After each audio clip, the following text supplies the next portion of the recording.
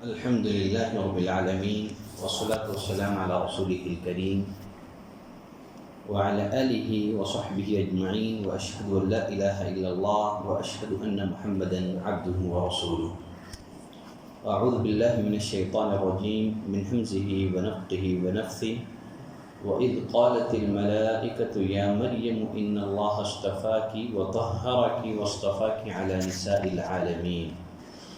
يا مريم اقنتي لربك واسجدي واركعي مع الراكعين. ذلك من أنباء الغيب نوحيه إليك وما كنت لديهم إذ يلقون أقلامهم أيهم يكفل مريم وما كنت لديهم إذ يختصمون. سورہ آل عمران کی 3 آیتیں میں نے تلاوت کی ہیں. پہلی آیت میں اللہ نے فرمایا وَإِذْ قَالَتِ الْمَلَائِكَةُ يَا مَرْيَمْ، اور جب فرشتوں نے کہا اے مریم. بعض مفسرین کی رائے یہ ہے یہاں فرشتوں سے مراد جبریل علیہ السلام ہیں. اب سوال یہ پیدا ہوتا ہے اکیلے جبریل کو فرشتوں سے تعبیر کیوں کیا گیا ہے؟ اس کا جواب یہ ہے جبریل علیہ السلام میں سارے فرشتوں کے کمالات جمع تھے، اس لیے اس آیت کریمہ میں انہیں فرشتوں سے تعبیر کیا گیا ہے. فرشتوں سے مراد جبریل ہیں. اس کی دلیل سورہ مریم کی بھی آیت ہے جس میں اللہ نے فرمایا فَتَمَثَّلَ لَهَا بَشَرًا سَوِيًّا فَأَرْسَلْنَا إِلَيْهَا رُوحَنَا، ہم نے ان کی جانب اپنی روح بھیجی، جبریل کو بھیجا. فَتَمَثَّلَ لَهَا بَشَرًا سَوِيًّا، وہ ان کے پاس مکمل انسانی شکل میں آیا. اللہ نے جبریل علیہ السلام کو مریم کے پاس یا مریم علیہ السلام کے پاس وحی کے ساتھ بھیجا. اس سے یہ شبہ پیدا نہ ہو کہ مریم یہ نبیہ تھی. جیسے اللہ نے فرمایا وَمَا أَرْسَلْنَا مِن قَبْلِكَ إِلَّا رِجَالًا نُوحِي إِلَيْهِمْ، اللہ نے نبوت اور رسالت کو مردوں کے ساتھ خاص کیا ہے. فرمایا ہم نے آپ سے پہلے صرف مردوں ہی کو رسول بنا کر کے بھیجا ہے. ہاں، نبی کے بعد جو درجہ ہے وہ صدیقین کا ہے. وَمَن يُطِعِ اللَّهَ وَرَسُولَهُ فَأُولَئِكَ مَعَ الَّذِينَ أَنْعَمَ اللَّهُ عَلَيْهِمْ مِنَ النَّبِيِّينَ وَالصِّدِّيقِينَ. عورتوں میں کوئی نبی نہیں گزرا ہے لیکن صدیق گزرے ہیں، صدیقہ گزری ہے. کیونکہ اللہ نے مریم علیہ السلام کو صدیقہ سے تعبیر کیا ہے. مَا الْمَسِيحُ ابْنُ مَرْيَمَ إِلَّا رَسُولٌ قَدْ خَلَتْ مِن قَبْلِهِ الرُّسُلُ وَأُمُّهُ صِدِّيقَةٌ. تو نبیوں کے بعد درجہ صدیقین کا ہے. عورتوں میں کوئی نبی نہیں گزرا ہے، نبیہ نہیں گزری ہے. ہاں، نبوت کے بعد کا جو درجہ ہے صدیقین کا، وہ درجہ عورتوں کو عطا ہوا ہے. فرمایا وَإِذْ قَالَتِ الْمَلَائِكَةُ يَا مَرْيَمْ، جب فرشتوں نے کہا اے مریم إِنَّ اللَّهَ اصْطَفَاكِ، اللہ نے تجھے برگزیدہ کر لیا ہے، اللہ نے تیرا انتخاب کیا ہے. وَطَهَّرَكِ، تجھے پاک کر دیا ہے. وَاصْطَفَاكِ عَلَى نِسَاءِ الْعَالَمِينَ، سارے جہاں کی عورتوں میں تیرا انتخاب کر لیا ہے. اس آیت کریمہ میں مریم علیہ السلام کی 3 خصوصیتوں کا تذکرہ کیا گیا ہے.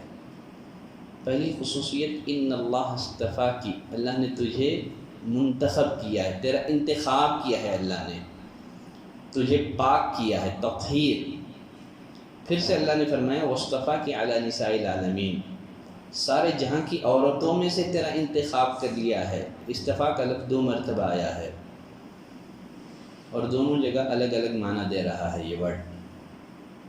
پہلی مرتبہ جو اصطفاء کا ورڈ آیا ہے ان اللہ اصطفیٰ کی، اللہ نے تجھے چن لیا ہے، اللہ نے تیرا انتخاب کیا ہے.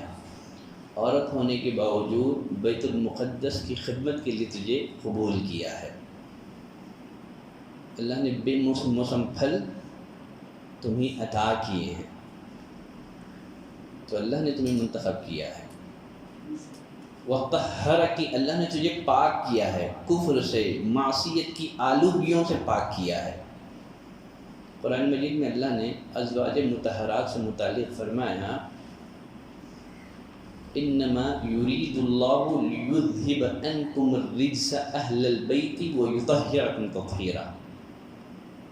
اے نبی کے گھر والیوں، اللہ تمہیں ہر قسم کی آلودگیوں سے پاک کرنا چاہتا ہے، تم سے گندگیوں کو دور کرنا چاہتا ہے، تمہیں اچھی طرح پاک اور صاف کرنا چاہتا ہے۔ تو یہاں وہی بات اللہ نے فرمائی، وطہرکی، اللہ نے تمہیں پاک کیا، ہر قسم کے کفر سے، معصیتوں سے اللہ نے پاک کیا۔ یا یہ بھی ہو سکتا ہے کہ اللہ نے تمہیں مردوں کے چھونے سے پاک کیا، اللہ نے تمہیں حیض سے پاک کیا۔ مفسرین نے یہ معنی بھی بیان کیا ہے، یہ بھی مریم علیہ السلام کی خصوصیات میں سے تھی۔ اللہ نے تمہیں حیض سے پاک کیا، اللہ نے تمہیں برے اعمال سے، بری عادتوں سے پاک کیا۔ یہودیوں نے مریم علیہ السلام پر بدکاری کا الزام لگایا تھا، تو اللہ نے مریم علیہ السلام کو اس الزام سے بری کیا، کیا وہ طہارہ کی، اللہ نے تمہیں پاک کیا ہے، بری عادتوں سے پاک کیا ہے، برے اعمال سے اللہ نے تمہیں پاک کیا ہے۔ مصطفیٰ کے علی نساء العالمین، اور سارے جہاں کی عورتوں میں سے تیرا انتخاب کر لیا ہے۔ اسی لیے حدیث میں نبی کریم صلی اللہ علیہ وسلم نے فرمایا مردوں میں بہت سارے باکمال گزرے ہیں، مگر عورتوں میں بجز دو کے کوئی کامل نہیں ہے۔ نمبر 1 مریم بنت عمران، نمبر 2 آسیہ بنت مزاحم، فرعون کی بیوی آسیہ۔ عبداللہ بن عباس رضی اللہ تعالیٰ عنہ کی روایت میں نبی کریم صلی اللہ علیہ وسلم نے فرمایا دنیا کی عورتوں میں سب سے افضل عورتیں 4 ہیں۔ نمبر 1 خدیجہ بنت خویلد، نمبر 2 فاطمہ بنت محمد صلی اللہ علیہ وسلم، نمبر 3 مریم بنت عمران، نمبر 4 آسیہ بنت مزاحم۔ آپ نے فرمایا یہ دنیا کی عورتوں میں سب سے افضل ترین عورتیں ہیں۔ فرمایا وصطفیٰ کے علی نساء العالمین، اللہ نے سارے جہاں کی عورتوں میں سے تیرا انتخاب کر لیا ہے۔ پھر آگے اللہ نے فرمایا یا مریم اقنتی لربک واسجدی وارکعی مع الراکعین، اے مریم اپنے رب کی اطاعت کر اور سجدہ کر اور رکوع کرنے والوں کے ساتھ رکوع کر۔ بعض نے قنوت کے معنی طول القیام کے لیے ہیں، یعنی لمبا قیام کر، تو اس طرح اس میں نماز کے 3 ارکان جمع کر دیے گئے ہیں، قیام، سجدہ، رکوع۔ یا مریم اقنتی لربک، اے مریم تو اپنے رب کی اطاعت کر، سجدہ کر، رکوع کرنے والوں کے ساتھ رکوع کر۔ اس آیت کریمہ میں سجدے کو ترتیب میں مقدم کیا گیا ہے، رکوع کو مؤخر کیا گیا ہے۔ حالانکہ ہم جو صلاۃ پڑھتے ہیں صلاۃ میں رکوع مقدم ہے اور سجدہ مؤخر ہے، اس آیت کریمہ میں سجدے کو مقدم کیا گیا ہے، پہلے سجدے کا ذکر ہے، بعد میں رکوع کا ذکر کیا گیا ہے۔ حالانکہ نماز کی ترتیب میں پہلے رکوع ہے، سجدہ بعد میں آتا ہے۔ اس آیت کریمہ میں اللہ نے فرمایا واسجدی، سجدہ کر، پھر رکوع کرنے والوں کے ساتھ رکوع کر۔ سجدے کو مقدم کیوں کیا گیا ہے؟ اب اس سلسلے میں مفسرین کی مختلف آراء ہیں۔ ایک رائے تو یہ ہے ممکن ہے زکریا علیہ السلام کی شریعت میں جو صلاۃ تھی اس میں سجدہ مقدم ہو، اس لیے یہاں سجدے کو مقدم کیا گیا ہے۔ بعض مفسرین نے کہا نماز کا مقصود، نماز کی غرض و غایت اللہ کے سامنے عاجزی اور انکساری اور ذلت کا اظہار ہے، اور نماز کا یہ جو مقصد ہے وہ سجدے سے حاصل ہوتا ہے۔ بندہ اپنی پیشانی کو اللہ کے سامنے جھکا کر کے عاجزی اور انکساری اور ذلت کا اظہار کرتا ہے۔ چونکہ نماز کا مقصود سجدے سے پورا ہوتا ہے، اس لیے سجدے کو مقدم کیا گیا ہے۔ سجدے کو مقدم کرنے کی اور ایک وجہ اہل علم نے یہ بھی بیان کی ہے، بندہ سجدے میں اللہ سے سب سے زیادہ قریب ہوتا ہے۔ جیسے اللہ نے قرآن میں فرمایا واسجد واقترب، سجدہ کر اللہ کے قریب ہو جا۔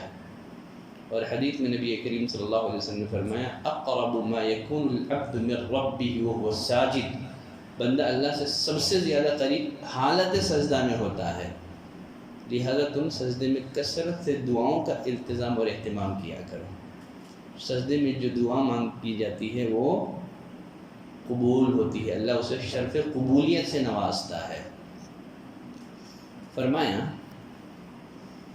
وَاسْجُدِي، سجدہ کر، وَارْكَعِي مَعَ الرَّاكِعِينَ، رکوع کرنے والوں کے ساتھ رکوع کر، رکوع کرنے والوں کے ساتھ رکوع کر یعنی باجماعت نماز ادا کر۔ مریم علیہ السلام کی شریعت میں ممکن ہے اس بات کی اجازت ہو کہ عورتیں مردوں کے ساتھ جماعت ادا کر سکتی، یا یہ مریم علیہ السلام کی خصوصیت کہا وَارْكَعِي مَعَ الرَّاكِعِينَ، تم رکوع کرنے والوں کے ساتھ رکوع کر یعنی باجماعت نماز پڑھ۔ ممکن ہے یہ مریم علیہ السلام کی خصوصیات میں سے ہو یا اس شریعت میں اس کی گنجائش ہو، عورتیں چاہے تو مردوں کے ساتھ نماز ادا کر سکتی ہوں۔ تو یہاں رکوع کہہ کر کے پوری صلاۃ مراد لیا گیا ہے۔ اللہ نے آیت کریمہ میں وَاسْجُدِي مَعَ السَّاجِدِينَ نہیں کہا ہے سجدہ کرنے والوں کے ساتھ سجدہ کرو، بلکہ جب رکوع کا ذکر کیا تو فرمایا وَارْكَعِي مَعَ الرَّاكِعِينَ، رکوع کرنے والوں کے ساتھ رکوع کرو۔ ایسے کیوں؟ سجدہ کرنے والوں کے ساتھ سجدہ کرو نہیں کہا گیا ہے، بلکہ رکوع کرنے والوں کے ساتھ رکوع کرو۔ تو اس سے مفسرین نے یہ مسئلہ بھی استنباط کیا ہے کہ مدری کے رکوع مدری کے رکعات ہے، اور سب سے کم حصہ جس کے اگر امام کے ساتھ آدمی شامل ہو جاتا ہے جس کی وجہ سے وہ نماز کو پا لیتا ہے، وہ رکوع ہے۔ آدمی کو رکوع مل گئی تو رکعت مل گئی، آدمی کو رکوع مل گئی تو رکعت مل جاتی ہے۔ گرچہ یہ مسئلہ اہل علم میں اختلافی ہے، لیکن موجودہ دور کے بہت سارے محقق علماء جن میں بن باز ہیں، شیخ البانی رحمہ اللہ، شیخ صالح عثیمین، ان تمام محققین کی رائے یہ ہے کہ رکوع ملنے سے رکعت ہو جاتی ہے، پھر اس رکعت کو دہرانے کی ضرورت نہیں ہے۔ اس کے علاوہ جو متقدمین علماء ہیں ان کی رائے یہ ہے کہ قیام یہ نماز کا ایک اہم رکن ہے، سورہ فاتحہ بھی نماز کا اہم رکن ہے، اگر یہ دونوں فوت ہو جائیں تو پھر ایسی رکعت کفایت نہیں کرتی ہے، بلکہ اور ایک رکعت کی ادائیگی ضروری ہے، رکوع ملنے والی کی رکعت نہیں ہوتی ہے۔ غرض یہ مسئلہ اہل علم کے مابین اختلافی ہے، لیکن محققین علماء نے اسی مسئلے کو راجح قرار دیا ہے کہ رکوع ملنے سے رکعت ہو جاتی ہیں۔ اللہ نے فرمایا وَارْكَعِي مَعَ الرَّاكِعِينَ، رکوع کرنے والوں کے ساتھ رکوع کر، تو معلوم ہوا کہ مدری کے رکوع یہ مدری کے رکعات ہے، اور ساتھ ہی اس میں باجماعت صلاۃ ادا کرنے کا بھی حکم دیا گیا ہے کہ باجماعت صلاتوں کا التزام اور اہتمام کرو۔ اور حدیث میں نبی کریم صلی اللہ علیہ وسلم نے فرمایا من سمع النداء فلم يأت المسجد فلا صلاة له إلا من عذر، جو کوئی اذان سنے پھر مسجد میں باجماعت نماز کا اہتمام نہ کرے تو اس کی نماز قبول نہیں ہوتی ہے، الا یہ کہ اس کے پاس کوئی جماعت کو ترک کرنے کا عذر موجود ہو۔ گرچہ 3 آیتیں میں نے تلاوت کی تھی، 2 آیتوں پر میں گفتگو ختم کرتا ہوں، بقیہ بعد والی جو آیت ہے وہ بھی بڑی اہم ہے۔ اہل علم نے اس آیت کریمہ سے 5 مسئلے مستنبط کی ہیں، انشاءاللہ اس آیت کو ہم کل کے درس کے لیے رکھتے ہیں۔ سبحانک اللہم و بحمدک، اشہد ان لا الہ الا انت، استغفرک و اتوب الیک۔